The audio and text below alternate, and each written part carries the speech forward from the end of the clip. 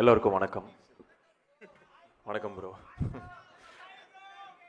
ரொம்ப சந்தோஷமாக இருக்குது.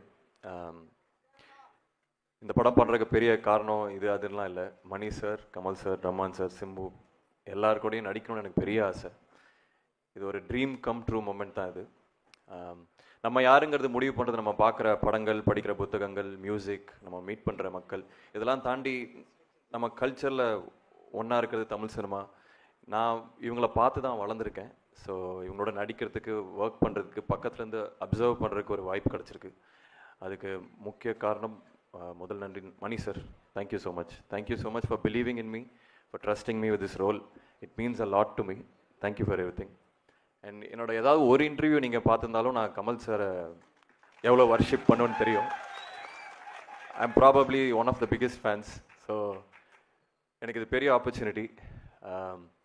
என்ன பாதி நாள் ஷூட்டில் வந்து மணி சார் தான் ஆக்ஷன் சொல்கிறாரா, எதிரில் கமல் சார் தான் இருக்காருன்னு அந்த ஒரு மாயையிலே எனக்கு போயிடுச்சு shoot. So I would request him to give me one more film. அந்த இன்ப அதிர்ச்சியிலே எனக்கு ஷூட் முடிஞ்சிருச்சு. So I'm a huge fan. ஒரு ஏகலைவனை கூட்டு வந்து பக்கத்தில் உட்கார வச்சு எனக்கு அப்சர்வ் பண்ண ஒரு சான்ஸ் கிடச்சிது. And Rahman sir, again I'm huge fan. எல்லாருமே பெரிய ஆட்கள் இருக்கிறனால நான் எல்லாருமே I'm huge fan of all of you. And ticket போட்டு சிங்கப்பூர் வந்து உங்கள் கான்சர்ட் ரீசெண்டாக பார்த்தேன்.